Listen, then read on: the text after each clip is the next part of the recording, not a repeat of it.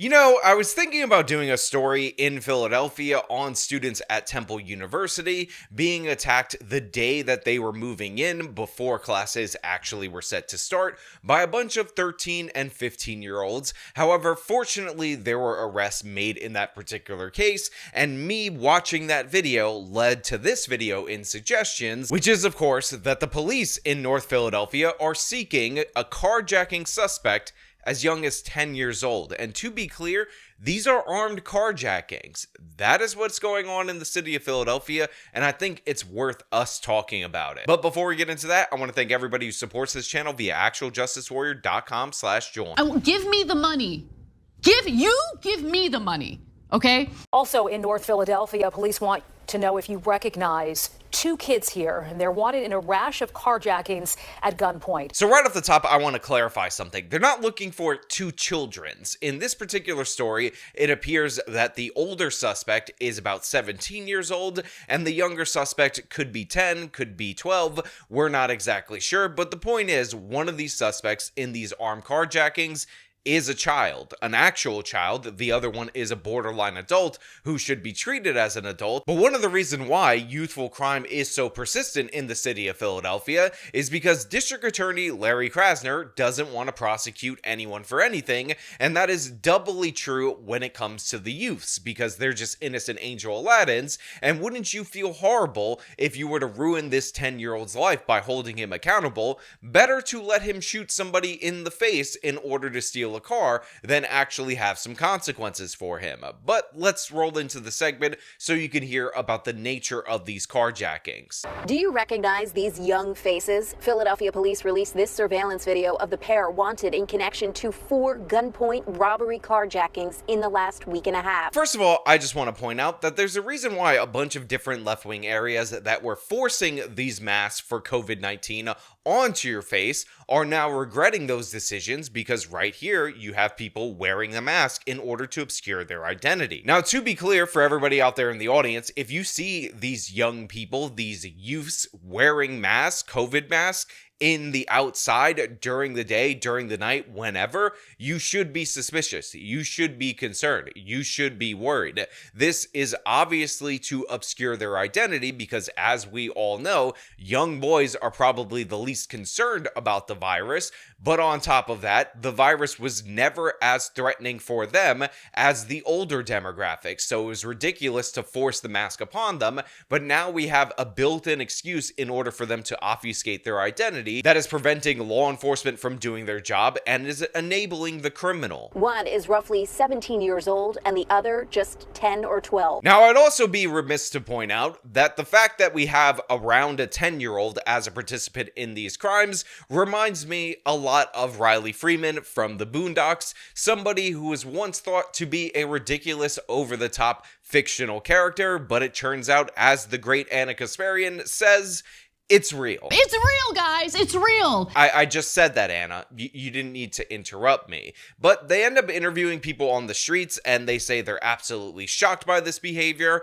And I will just point out that the people that they interview should in no way, shape, or form be shocked at all about this behavior. Philadelphia saw dramatic spikes in crime post the Black Lives Matter riots, post the election of Larry Krasner, who they re-elected as district attorney, by the way, including all-time, in terms of raw numbers, homicides ever for their city, which, by the way, were slightly below the all-time per capita homicide rate that Philadelphia has ever seen. So again, nobody should be shocked by this. And by the way, when you see data sets that say, wow, crime down in Philadelphia, understand that it is down from that all-time level peak, or in and around all-time level peak. So yeah, it's a decrease, but it's a decrease from what? It's like me saying murder's down 30% today. They're like, what do you mean? I say, well, only 7 people were murdered today, but 10 people were murdered yesterday. Crime down. Isn't that amazing? Shouldn't we all celebrate? That's exactly what the left is trying to sell to all of us by sampling of this group of cities and comparing their data to some of the worst points in recent history or all-time history, and we shouldn't buy into it. We shouldn't get suckered into it. And by the way, there is a direct relation with how Larry Krasner treats young offenders and their propensity to re-offend. 10-year-old or 12-year-old, if I'm being generous, stealing cars, pointing guns at people's faces, threatening to murder them for their vehicles. And by the way, this isn't to sell the cars. This isn't because, oh my God, their parents, they're just starving. These are for joyrides. They crash and damage them up. It's super crazy to me because I teach 5th grade, so that is their age group. And it's like, you are a literal baby. So they interview this woman who says she's a teacher. She says she teaches 5th grade. And she says that this is shocking and horrifying because she teaches these kids and she can't believe that they would go out and commit crimes this way. And I can only assume, based on her being shocked by this, that she must teach in schools not in North Philadelphia, because if you look at the disciplinary records of young black kids in and around these age groups, it's absolutely devastating. And the last thing you would be is shocked if you actually had a lot of experience with these children, because guess what? We do all these different ways in order to normalize the discipline, normalize the suspensions, never accounting for the behavior. But as you can see, as is true on the outside with carjackings, is true on the inside with fights and all sorts of problems inside the school. These kids are acting up in ways that are absolutely insane. Now, she also has another thing that she communicated to the local news, and I would like to address that as well. Chanel Washington of West Philly is apartment shopping near 20th and Girard, where the most recent carjacking happened.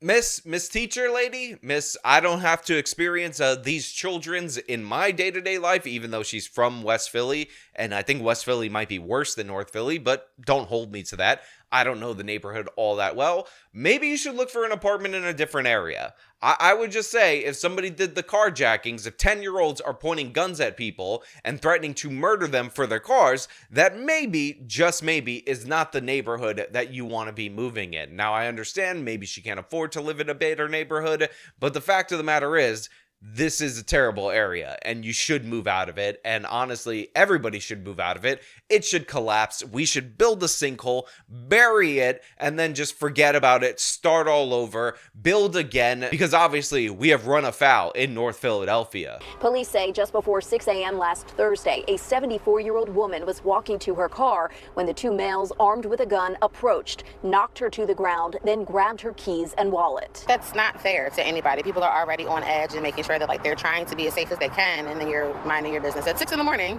walking to your car, and then something like that happens. Yeah, it's beyond not fair. It's criminal. It's disgusting behavior. 73-year-old woman walking to her car, maybe even possibly going to work if she's leaving at 6 in the morning, and these two kids armed with a gun. That's not enough for them. They have to throw her to the ground violently in order to take her keys, in order to steal her vehicle. It's disgusting behavior. It's inexcusable behavior. It's thug-like behavior. And again, I will point out that the 10-year-old is not only likely to get a slap on the wrist from District Attorney Larry Krasner, but if the other carjacker is also under the age of 18, he will also almost assuredly receive a slap on the wrist. On top of that, if he's over 18, he might receive a slap on the wrist, because District Attorney Larry Krasner thinks that those people are the victims, those two in the surveillance video, and that, of course, is the victims of our capitalist white supremacist society, which is why he can't prosecute them. And honestly, he really might have to go after the manufacturer of the car, because why don't they have something that prevents a 73-year-old lady from actually, getting her car stolen by getting a gun pointed at her and, getting thrown to the ground. Now, obviously, I'm being hyperbolic right there, but to be clear, we have not been that far off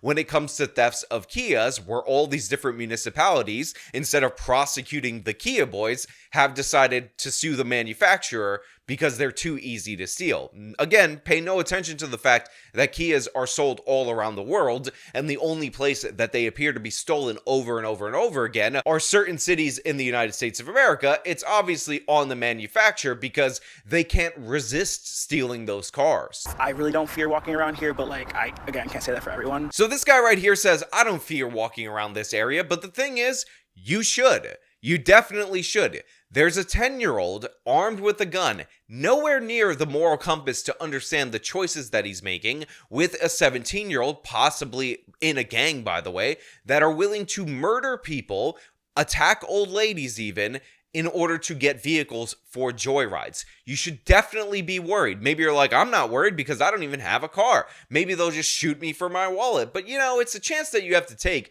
when you live in this neighborhood because yeah, that's just America. That's just something that you have to deal with. I'm going to keep voting for Larry Krasner. In fact, now that you said it, let me pull out my phone and donate to his next campaign right now because he sure definitely deserves it for the way that he's going to let these kids out immediately. And maybe they'll blow away my neighbor tomorrow. But I just want you to know, I'm not scared to be in this neighborhood. It doesn't bother me. It's non-threatening because it's, you know, it's just sometimes you have to deal with normal problems like job, inflation, and all that. And other times you have to deal with a 10-year-old about to murder you, and that's just as normal. I try to avoid walking around by myself, just have common sense. So this woman says she tries to avoid walking around by herself in and around this area because it's common sense. And I will also point out that it is very likely that this woman is pretty, but she does in fact cover her face for the length of this interview, which is honestly unfortunate, but the local news decided to stage her directly in the sunlight. On top of that, I'm not a fan of those tattoos.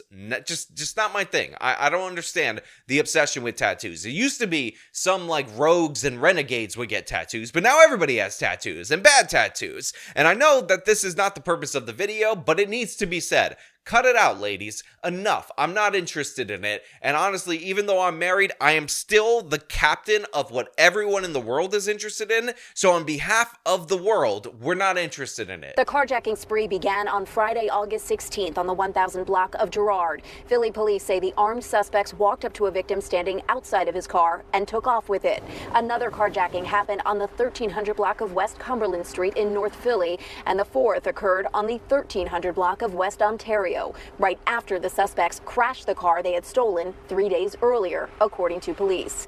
In both of those cases, the victims were sitting inside of their cars early in the morning when the juveniles approached with a gun. So you just got a little bit of a breakdown of the different various carjacking incidents that this 10-year-old and this alleged 17-year-old are involved in. But so you guys can understand, they're approaching people that are in and around their cars. If you're idling, they're also coming up to you, again, taking the cars at gunpoint.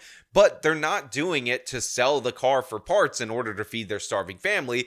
It's for joyrides. It's for fun. And they actually ended up going and getting into a crash. And they desperately, in that moment, moved on in order to secure their escape to carjack another person. This is something that is a highly dangerous situation. You already have a 10-year-old holding people up at gunpoint, but you add in desperation to try to escape. And when you're in that mindset, it's only a matter of time before somebody gets killed either accidentally or intentionally because they hesitate or outright refuse to turn over their vehicle. I am from Buffalo originally, and like I don't know what is in the water in Philadelphia, but the kids here are just like absolutely insane. It makes me wonder what's going on in America where the parents can't be parents anymore. So this guy right here who says he's not scared of being in this particular area says he's originally from Buffalo, and there's something that must be in the water that's allowing these Philadelphia kids to go absolutely crazy. And I will point out for him that they are not being held accountable for this. And he talks about parents not being able to be parents, but what about the fact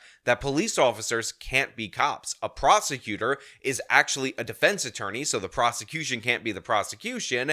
And when you have a second advocate for the criminal, two public defenders instead of a prosecutor and a public defender, they keep getting let off over and over again with slaps on the wrist. So yeah, you need to change up your voting patterns. You need to stop donating to Larry Krasner and actually fight back if you want to live in a safer neighborhood. But then again, a couple of minutes ago, they just showed us that you seem to be completely oblivious, but then you're not oblivious, which honestly I find to be rather confusing and rather ridiculous. But you know what? Those are just my thoughts. Obviously, if you recognize any of these criminal suspects, turn over that information to the police so that they can be brought into the station for their slap on the wrist and then their commendation from Larry Krasner. But other than that, that's all I really got to tell you. If you like this video, then show them by leaving a like, subscribe for more content, follow me on the social media, support me with the support links in the description of this video. This has been me talking about a 10-year-old carjacking suspect that is still on the loose.